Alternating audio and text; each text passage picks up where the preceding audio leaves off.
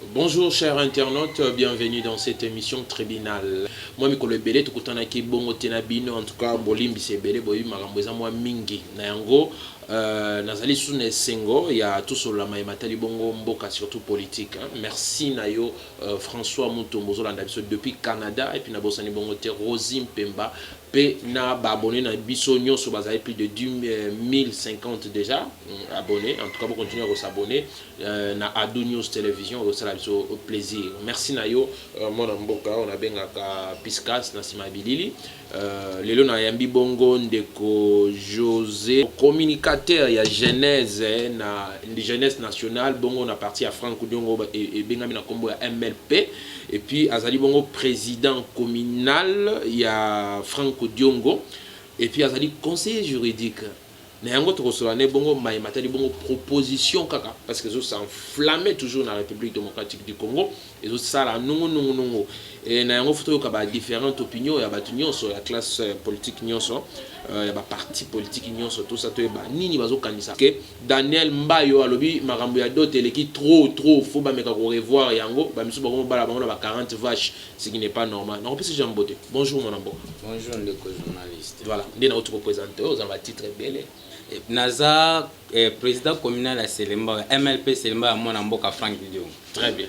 Naza conseiller juridique na MLP, il y a fédération, il y a Funa. Voilà. Donc voilà un peu bah oh Nazali ko képi na kata parti na biso ya mon amboka honorable Franck Diongo. Très bien. MLP, ezali ni mouvement ni. MLP ezali mouvement lumumbiste progressiste. Voilà. Oui, Zali Bongo et quand même on a Franck Diongo. Oui. Ça fait combien des années déjà parti dans la vidéo existe?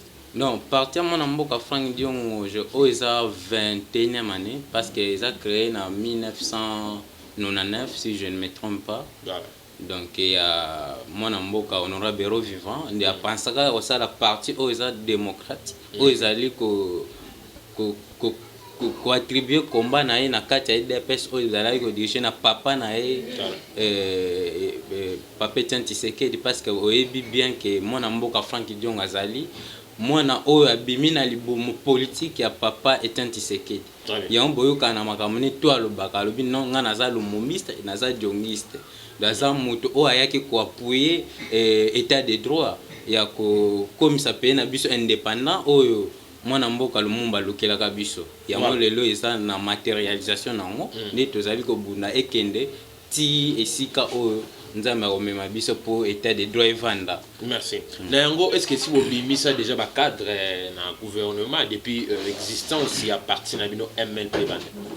Ouais, comme ça ba cadre indépendamment ya volonté na biso parce que boyebi bien que mwana mboka Franck Diongo banda politique nae azalaka toujours na opposition azalaka ngote par rapport à volonté nae mais par rapport à ba régime o azalaka na kati ya pouvoir boyebi que asa le seul prisonnier o tous les trois présidents précédents bakangaye akangame pa mboka mona Mobutu et pas président Laurent Désiré Mobutu akangame pa ya Moïse Kabila akangame pa ya Joseph Kabila. Donc ezalaki ba régime moko ezalaki presque banti valeur donc eza ba régime bana respecter ba condition ya la manière ya population te mwana mboka asina contrat na population nae ke nakoki ko trahir te raison pour laquelle eza ba régime bana respecter état de droit te moye pe akota ezalaki te. Très bien. Donc voilà. Merci Ndeko Josué. Toujours continuer l'émission. Alors, il y a liboso ezalaki bongo makambo etali proposition loi au Tchani à proposer qui. Mais déjà comme déjà que ça makele la ville à Kinshasa partout dans la République démocratique du Congo, bomisi même Ndeko Kadiombo parce que Simba pe côté wana yo bino kuna na MLP loi wana bomona ki ngondengeni. Oui, merci. Et Namutuna wana est vraiment très intéressant. Mutuna. Je ne sais pas. Noël Tchani, c'est un Congolais. Azan, ancien candidat de la République de Biso-Nyonso. Très bien. Azalaki na makanti a proposé loi. Voilà. Mais loi, quand on le dit, rédige la loi, ce sont les législateurs. Donc, bazali député. Voilà. Alors, moi, Namboka Noël Tchani, il avait sa proposition de loi. Oh, appelle ça qui est pas ya Tingi Pululu. Azali moko ya ba député biso to vota et puis aza ya funa. Tingi Pululu, c'est de son travail d'abord. Alors, c'est de son travail un député national a proposé la loi et ça pour l'intérêt ya mboka. Mais là où ça me choque, les gens c'est un problème, c'est comme si ils ont visé quelques catégories de gens. Non, ça ne vise pas quelques catégories de gens et ça loi au Italie étendue mobima la République démocratique du Congo. Parce que vous savez que mboka trahison autozana au musée memela biso eza par rapport à kocha bata confiance na ba poste clé mususu au Italie mboka na biso. Vous savez, même dans les États-Unis, on ne peut pas accéder à la magistrature suprême tant que vous avez peuple d'origine en Mboka. Mais raison pour laquelle même et pas nabiso mon amboka penser qu'il y a que ça la loi moko oyo ezaka président te o ezako pekisa o ezako pesa ndingisa ke na ba poste entre autres parce que c'est qui tozana na présidence de la République tozana procureur général et le président de la Cour constitutionnelle, procureur général après la Cour constitutionnelle, le président de la Cour de cassation, le procureur général après la Cour de cassation, le président des conseils d'État, le procureur général après le conseil d'État, le président des cours d'appel, le procureur général après la Cour d'appel et certaines fonctions aussi de l'armée nationale congolaise. Parce que vous savez, c'est l'armée qui surveille le pays. C'est l'état-major Oyo et là territoire mobile moka place en sécurité ça yefo akende il en a droit à ça là Oyo et nous c'est sengeli même par force pour sauvegarder territoire où ils allaient menacer. Mais entre autres naba Oyo mozati kila biso on a vu trop de généraux au bazar na base même ya bagarre où ils allaient koleka. Est-ce que Moutoaza a botame de père et de mère à ça qu'on a mboka moko Congo il peut faire attrayer mboka na ke bunda bagarre contre sa propre population. Vous voyez que c'est contradictoire c'est là. Alors y a un biso moi je soutiens cette loi et ça loi moko boy ba o wana baza paniquer pourquoi tu peux devenir bourgmestre des gouverneurs de province ba pekiste mais ba pekiste na ba poste aux ali clé parce que ça quand ne connaît nanda kuna yo chambre tchaka mbongo pesa ngo vaza gérard mais bana no bazana katambo est-ce que lui wana ozana susa au gérer mbongo wana non yango tel mboko e communauté puis autoza parce que peuple congolais faut à la conscience totika ki fanatisme total intérêt ya mboka parce que là on est va viser Félix Pete parce que Félix n'a que un ou deux mandats il doit partir mais c'est la jeunesse c'est une loi qui va rester pour la jeunesse et pas ya bana obisu tokobota lobito lobikuna eza loi ya libela. Voyez, les gens basent là un problème que loi wana yeko pekisa non wana eza ba intérêt et peut mama bouma bal si vous voulez aider ces pays est-ce que ça vous comme président de la République non ba poste ça est belé donc moi je soutiens cette loi et ça vraiment pour intérêt en bon tout comme MLP Mobimba peut soutenir yango. Bon, là ça n'engage que moi, mais je ne pense la manière où je connais mon président, l'honorable Frank Diong, na patrie na bolumambo kazanango, il doit soutenir cette loi. Est-ce que nous déjà adhérents à l'union sacrée? Oui, biso to adhérents à l'union sacrée. Donc nous sommes d'ailleurs le premier parti politique parce qu'à des heures aux hommes na lelona o ya kaleza différentes. Rappelez-vous, na sorti à mon amboka Frank Diong na prison. Aïe boy, les gens ont espéré va payer un poste. Non, ils ont ma poste été. Au moins Frank Diong a pas na poste été. Parce que ceux qui ont na poste, mon amboka Kabila, Joseph Kabila a proposé à Kanga pourquoi c'est parce qu'a proposé ba poste ba mbonga boyaka ngaki ko trahir mboka na été. De le même Félix président de Frank Diong a mis prison. À l'objet non tout soutenir mon amboka batu bamana ke fou tout soutenir mon amboka mais tout pensa coalition parce que notre parti zalaki et bana soutenir ezalaki ni de la moka ezalaki ni de cash parce que ça confusion batu ndo sala batu bazana na cash ba signa bazana document ba signa na robi kuna to ebiango eso ke kuna mona komba MLPT ba obagana la moka ba signa pe na papier comment na biso zalaki mais moi na moi Frank Diong ayebisa ka biso boy tous en caché tout en la mgate mais tout soutenir président de la République et ça la seule chance au bana mboka bazui baza la diriger na mwana mboka auto ebi même pas ya bango adresse na maman na papa na bango to ebi donc to soutenir to luka coalition ane kabwana mais lelo coalition za kabwana boy te mona mboko coalition za kabwana bino to boza ba témoin ba o nyonso ba critique oh Frank Dion azo soutenir Félix pona copie non mais lelo ba bango to ba région de Frank Dion abanda kango kala dès le début mais lelo ba to ba région de très bien sikoyo awa nani autu kokufa Kadiombo akufi kaka pona makambo loa wana kaka loana et comme komema ba bele ni de gauche à droite et bo musique Kadiombo bino kuna ndeni bomoni ne bolo banini bon liwa ya artiste comédien Kadiombo. Moi, je ne peux pas couper sa responsabilité, qui que ce soit, que tel moutabomé, non. La mort est certaine. Mais il y a des enquêteurs qui vont aller là-bas. Il faut pas il s'agit de Wakoufi, pourquoi? Et nous aurons un certificat médical où il faut tester que la mort est mais je ne peux pas donner une responsabilité à qui que ce soit, tout le baquet à Wakoufi. Tu sais qu'il y a des propos qui se sont dit avant Nini. Toujours audio mon alanda qui moi ba image na zola na ba réseaux sociaux mais moi je ne peux pas engager que c'est tel na bommier liwa ba tutu ba kufa ka salama pona mutunyo ça mais il y a des services compétents au football la il est mort pourquoi ils vont nous dire ce sont des au travers ces résultats ne to ko se figurer bisonyo ça tu ba pourquoi l'équipe pareil mais à ce qui me concerne moi ou nous MLP de dire que Moïse Mutabomie au Faïlo non c'est impossible parce qu'on ne sait pas de quoi il est mort. Voilà. Merci beaucoup, Ndeko Josué. Tu vas continuer. Tout touché dans le bon moment, tu as dit non, d'autres. Pour les gens qui sont intéressés, Ndeko Daniel Mbayo a proposé déjà loi pour nous réduire ma dot. Et au sein de Ndeko Josué. Bon, dot, il y a honorable Daniel Mbayo, il y a député national. A penser et à quitter sa dot parce que tout ça, on a code de la famille, ils ont fixé dot. Et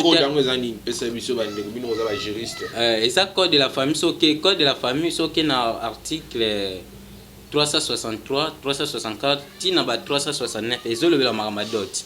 Or, ce code de lobby, la loi a payé pouvoir dans la famille.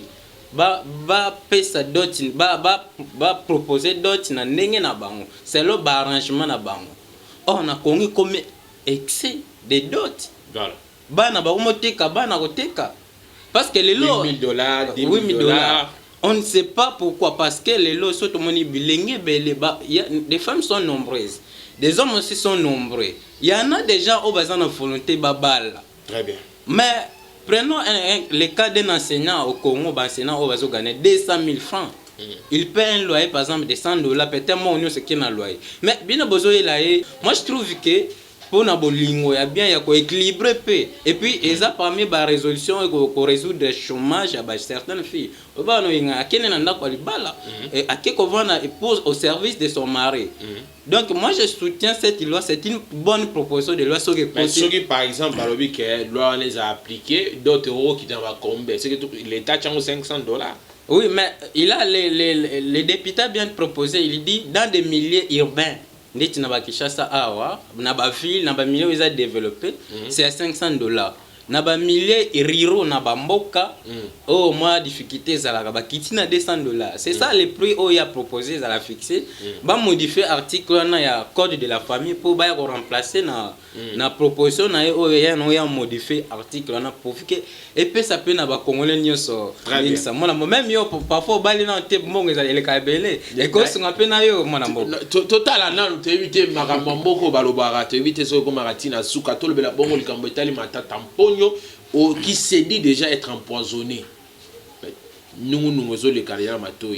Est-ce que vous allez bobanga zo banga déjà sur le bolo que zo linge zo eto ndeni? Matata Pogno c'est parmi les bons premiers ministres qui ont bien travaillé dans ces pays.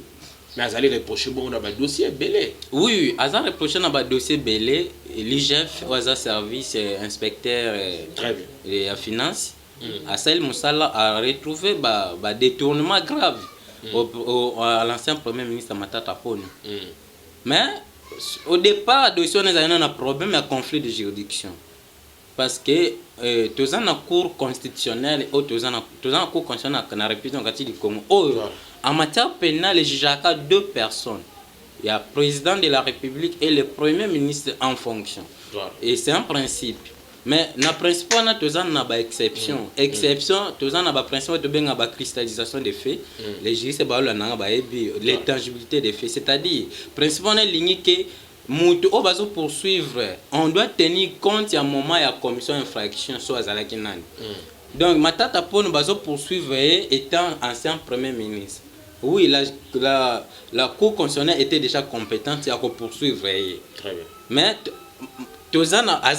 n'oubliez pas qu'il y a sénateur sénateur et la République du Congo. Donc les sénateurs sont justiciables dans la Cour de cassation. Voilà, ça c'était le premier débat. Mais le procureur général, après la Cour constitutionnelle, a demandé la levée de l'immunité de Matata Pono. C'est quelque chose qui a été fait. Le sénateur a livré qu'il est parti. Le parquet a jugé mais a classer les dossiers sans suite pour l'inopportunité de poursuite. On ne peut pas empêcher, c'est de son travail. Peut-être qu'il a senti qu'il y a des dangers si la personne est Matata Pono, c'est le plan de diplomatie. Parce qu'il y a des dossiers, il y a de certaines gens, qui ont été suite à la fonction, suite il y a popularité, ensuite il y a la représentativité, peut-être à niveau libanais, à niveau international. Ça peut créer, ça peut troubler l'ordre public. Vous voyez, alors le parquet, il est là pour assumer l'ordre public. Alors, comment il faut assumer l'ordre public? Peut-être c'est de classer son dossier sans suite pour l'opportunité de poursuite à poursuivre à un moment opportun. Donc, libération dans les côtés, quand il y a un parquet, bon, je ne vois pas des inconvénients. L'IGF a fait son travail, mais nous allons beaucoup regretter si et seulement si qu'il y a des détournements réels que le parquet a tiqué. Parce que le parquet devait instruire les tribunaux. Il y a côté la canaille. Mais ce qui a tiqué, je ne comprends pas pourquoi tiqué. Jusqu'à aujourd'hui, j'ai mis sur le colon. Et bon, il bon poison au poison, en tout cas, poison n'a eu qu'il n'a évité, il a empoisonné. Quand, où, parce que l'information. Il y a le poison. Mais il y a un comment il y a un poison? Pourquoi il doit avoir un certificat médical aux autres testés qu'il y a eu poison. Mais comment il doit affirmer qu'il a un poison sans pourtant. Tu vois, il y a d'autres choses. Tout ce qui a excès de pouvoir. Tu es sénateur, tu restes sénateur. Si tu es empoisonné, est-ce que c'est quelque chose qui doit annoncer, tu dois annoncer au public? Non. Fais-toi soigner. Au pic, maintenant, tu passes ça par rapport en guise de quoi? C'est une maladie. Tu comme la souka de Josué. C'est là, you. Élection aux Ala, en 2023. C'est là, you. Bon, selon la Constitution, je commence d'abord par selon la Constitution de la République démocratique du Congo. Selon you. Oui, j'y arrive, dans une réponse. La Constitution dit que le président de la République a un mandat de 5 ans renouvelable qu'une seule fois. C'est ça la Constitution, parce que nous avons l'hiérarchisation des lois. La Constitution est la loi mère. Donc, c'est-à-dire, quand on viole la Constitution, c'est comme si nous ne respectons pas l'état des droits. Mais selon moi, parce que je ne vois pas si Félix de ne pas organiser des élections. Et lui-même ne s'est jamais prononcé qu'il n'a pas organisé des élections. Parce qu'il est encore pendant son mandat. Il est en train de résoudre, parce qu'il était élu pour résoudre des problèmes. Avant, on n'a pas résoudre des problèmes. Mais je ne vois pas si lui violer la Constitution. Et selon moi, je ne peux pas autoriser, permettre au président de la République, parce que tout ça pour soutenir. Il doit organiser des élections parce qu'il y a des fruits à l'élection. Il faut répondre, Ndeko Josué, et à la caméra, pour répondre. Est-ce que l'élection est causale? Élection Ezali, élection Ekozala. Il y a 2023. Il y a 2023 élection Ezali parce que nous ne voyons pas cause au élection Ezalate. Et je ne vois pas place Félix à l'objet élection Ezalité. Donc élection Ezali en 2023. Tout s'est préparé en conséquence que l'élection est allée. Très bien. Merci beaucoup, Ndeko Josué. Tout comme bongo na souka émission na biso tribunal, qui présentait bongo na Taylor Mulumba. Kaka ndenge zalaka, ndi tumesana kosola ba actualité ya mboka na kozonga lisusu na numéro ya sika. On a repéré toujours des informations. Mais Ndeko Josué, tu as bon côté, on repère moi quelques salutations, puis numéro na eu à contact parce que vous allez être juriste, vous ont maîtrisé moi bilo ko moi mingi bande ko musu bazo lando bazana ba poto ba kolinga ba yeba to ko tuna pe mituna na bongo o etali makamla mino ba article ba code tout consort bazo yokayo. Merci d'abord. Na félicité Bino na émission na Bino na studio propre.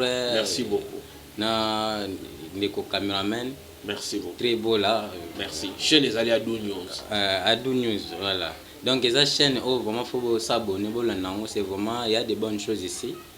Je salue tout le monde au balandi biso na pesi mbote na famille mobimba honorable Frank Diongo na pesi na ba auto bazo soutenir biso na combat na biso politique ba mamba selemba ba base tout au baza ko soutenir biso to pesi bino mbote tout ça on a pour na ko travail pour na intérêt ya bino nyonso. Donc tous pesa du contact au cas il y a problème moi vous nous appelez on doit savoir comment te coller sur le numéro nanga plus 243 89 512 0097. Donc 89 512 0097. Voilà le numéro plus 243 oui. Merci beaucoup José. Merci. Alors chers téléspectateurs, abonnez-vous sur Adou News. Voilà, vraiment Nasuka, ça en est fini pour aujourd'hui. Vous allez me retrouver à la prochaine avec un autre numéro. Surtout restez scotchés, ne zappez pas, restez toujours sur Adou News Télévision. Au revoir et à la prochaine. Merci.